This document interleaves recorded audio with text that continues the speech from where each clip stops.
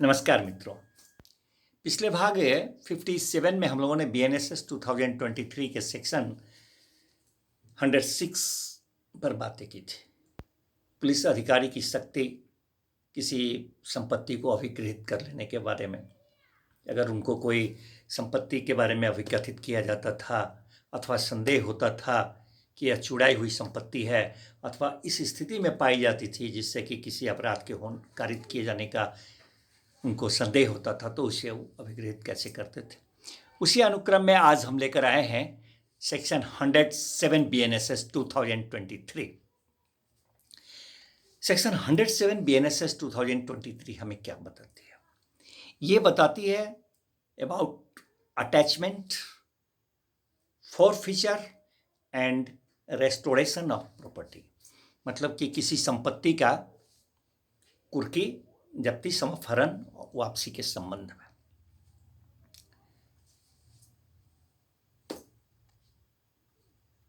अन्वेषण के दौरान जब किसी पुलिस पदाधिकारी को ये विश्वास करने का कारण होता है, विश्वास और विश्वास करने का कारण, जब उनके पास में विश्वास करने का कारण प्राप्त होता है अन्वेषण के दौरान कि अमुक संपत्ति जो है, प्रत्यक्षता अथवा परोक्षता, ये अमुक संपत्ति जो है वह आपराधिक क्रियाकलाप का परिणाम है,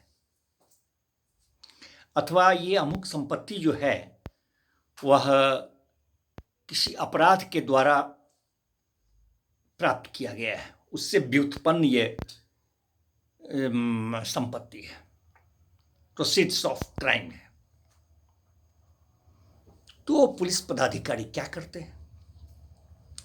वो करते क्या है कि एसपी साहब को अथवा पुलिस कमिश्नर को, उनसे, एसपी अथवा पुलिस कमिश्नर से अप्रूवल लेते हैं। अप्रूवल बोले तो अनुमोदन प्राप्त करते हैं।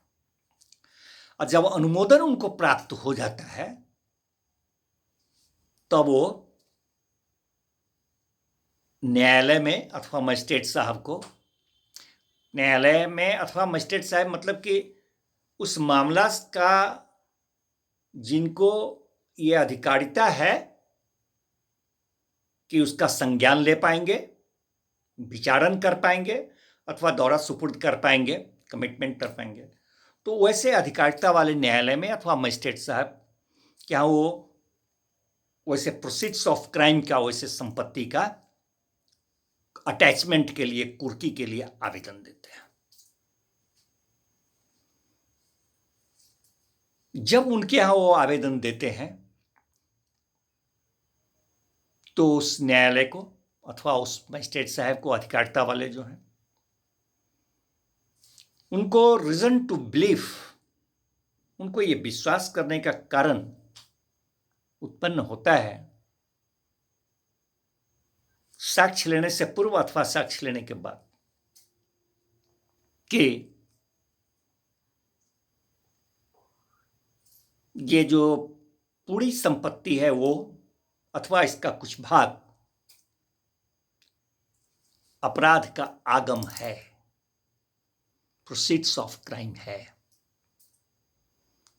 तो उस व्यक्ति को, जिससे संबंधित ये बात है, उस व्यक्ति को वो शो कॉज नोटिस जारी करते हैं। 14 दिनों का समय देते हुए कि क्यों ना इस संपत्ति का कुर्की अटैचमेंट का आदेश कर दें।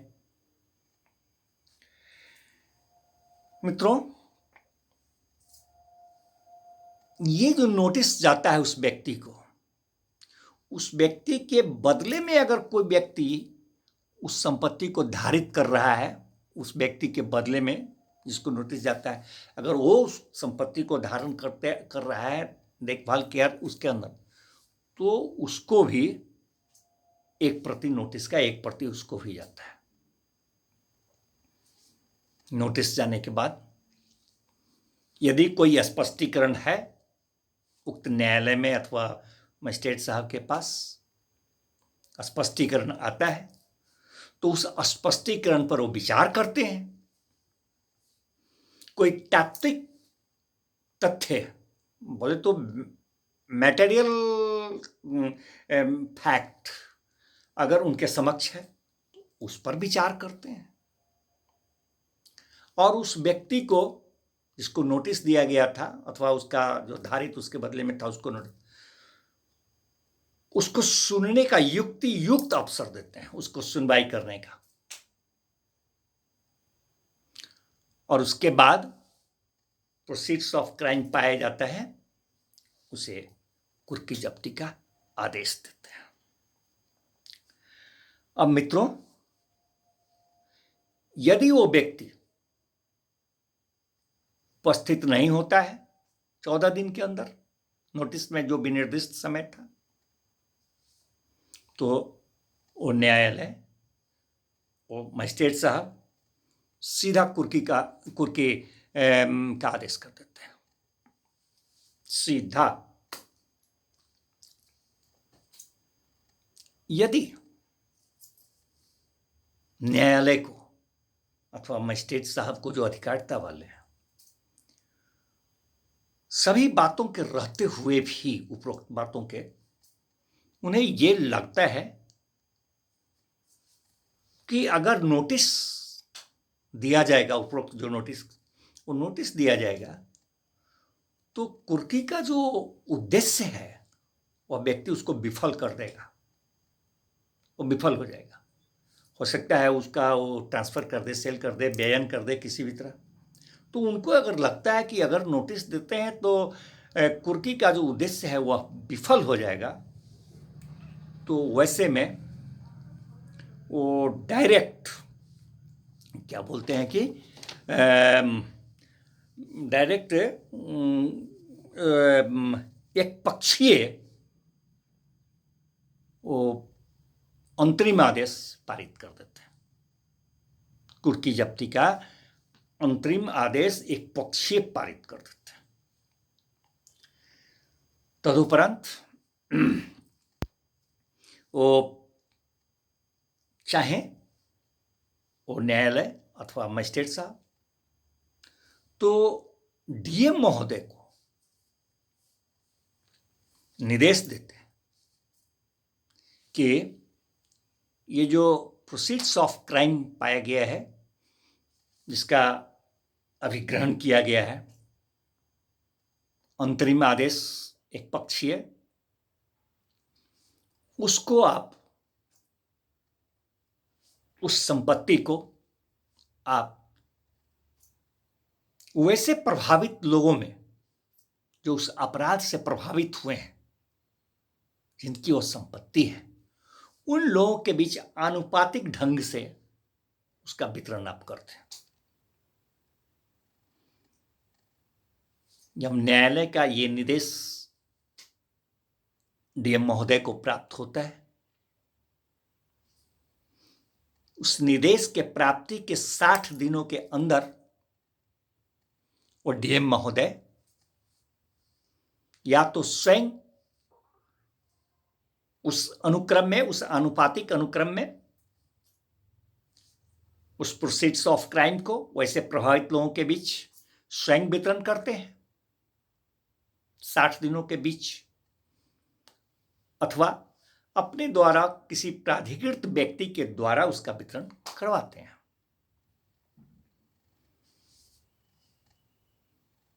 वितरण में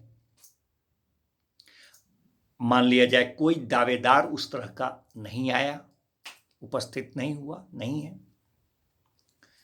अथवा जो आया उसका अभिनिश्चयन योग्य, असर्टेन करने योग्य वह नहीं है, इसका अभिनिश्चय किया जाए इस योग्य वह नहीं पाया गया, तो इसका समाधान करने के बाद, दावेदारों का समाधान करने के बाद अंततः जो शेष प्रोसीड्स ऑफ क्राइम बच जाते हैं, जो आगम उसके बच गए, वह क्या होगा? वह राज्य सरकार को समापित हो जाता है। That will be forfeited to state government. तो ये था मेरा मित्रों 107 BNSS 2023। I think concept should be clear. अगर कोई त्रुटि हो तो पुस्तक का सहारा लेंगे, हमें भी बताएंगे कहाँ कुछ रह गया। उसको मिलाने से, पढ़ने से और उत्तरोत्तर विकास ही होता है, कॉन्फिडेंस बढ़ता है। हमारा उद्देश्य सिर्फ अवेयरनेस लाना है लोगों के बीच, जिसके लिए BNSS बहुत जरूरी है। जितना एविडेंस एक्ट आम नागरिकों के लिए नहीं है, वो specialised for court and for advocates है। होना तो चाहिए सबके लिए, बट नागरिकों के लिए ये BNSS जो है और BNS, उस पर भी आएंगे वापस। ठीक है मित्रों, फिर मिलते हैं अगले भाग में।